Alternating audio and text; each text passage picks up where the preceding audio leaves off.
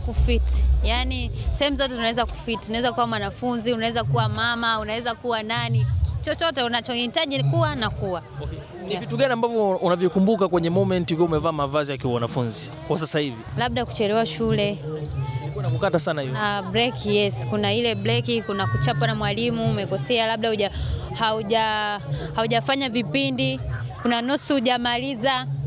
Vitu kama hivi, vitu ni vingi sana. Idea kali sana. Idea kali sana. Na nahisi watu wengi walikuwa na hiyo idea. Sema yeye kawatangulia, kwa ni kitu kikubwa sana. Unatajwa miongoni wa wachekeshaji wenye majina makubwa lakini ambao hauna makuu. Labda unaweza kulizungumzia swala hilo. Nini ambacho unakifanya ku maintain status yako mpaka leo? Kulinda brand yangu. Kwanza kuhakikisha kwamba sina skendo ambayo inanishushia heshima. Yes, yani kwamba mtu akiongelea Naila Manga amtazame tu kwenye muonekano wa mchekeshaji, kazi yake.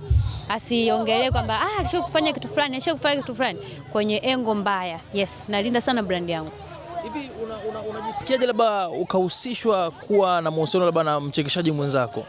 Huwa una feel nini?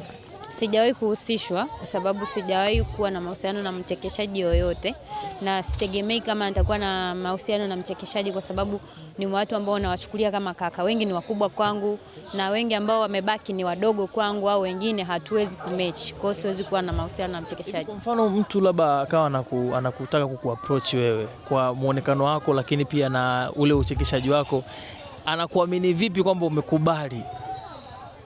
Nahisi watu wengi wakiniona kwenye maisha ya kawaida ndio huwa wanagundua kwamba mimi Naila ni mtu mwingine tofauti na ule wa stage.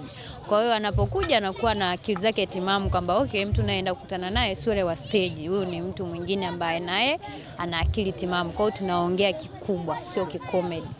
Yes. So, wachekeshaji wako wengi wa kike, lakini wewe na Asma mnatazamwa kama vioo kwa wachekeshaji mbalimbali yani nchini Tanzania. Lakini najua kwamba katika kazi huwa kuna changamoto za hapa na pale. Labda sofa unaweza ukashia changamoto zako za hapa na pale, lakini wako wanaokutazama wewe kama kioo, wanahitaji labda kufikia hapo ulipo. Changamoto zipo. Siwezi kusema kwamba hamna changamoto. Changamoto zipo. Kuna muda unaweza ukakosa kazi, kuna muda ambao unaweza ukakosa material, kuna muda unaweza ukafanya kazi usichekeshe, ukapanda jukwani usichekeshe kabisa. Kuna muda ambao unaweza ukawa hautazamiki kama comedian. Hizo ndo changamoto ndogo ndogo. Lakini kwa mtu ambaye anataka kuwa comedian, ambaye anatamani kuwa comedian, ni fursa kwa sababu comedian tupo wachache. Kwa hiyo wanahitajika wasichana wengi ili kuhakikisha kwamba hii tasnia ina wachekeshaji wa kike wengi. Yes. Okay, ni kipaji tu ndo kilitumika mpaka kufanya kuwa mkubwa hivi, au kuna vishawishi na vikwazo vilikuwa vina yale majaribu, mtu anakuambia labda si unataka kuwa mkubwa, labda nataka 1 2 3, hizo kukutana nazo kabisa? Hapana. Mimi sijawahi kukutana na kitu kama eti nakufanya hivi wewe mkubwa nini wewe mkubwa, hapana. Mimi nahisi vichekesho vyangu, ile stand up comedy nilikuwa nafanya imenipeleka sana mjini, na ambapo nimekuja kwenye platform ambayo ni platform huru. Kwa hiyo ukifanya kitu kinaonekana kwa ukubwa, ndio kilichonifanya mimi nipate jina kwa haraka. Yes. So 2026 imeingia, ndo kwanza tuko mwezi Januari. Mkakati thabiti hususan kwa watoto wa kike katika kuwasaidia, lakini pia umejipanga vipi kwa mashabiki zako? Kwa sababu najua una wafuasi wengi sana. Yes.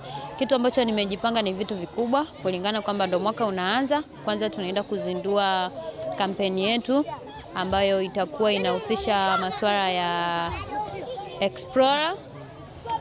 Yes, Explorer Life TZ. Pia tunaenda kufanya special. Tutafanya special, mimi mwenyewe nitafanya special huu mwaka. Kwa hiyo nitahakikisha kwamba mashabiki wameshapata kila kitu kwenye engo zote. Kwamba tutafanya special, tutafanya show na tutafanya Explore TZ.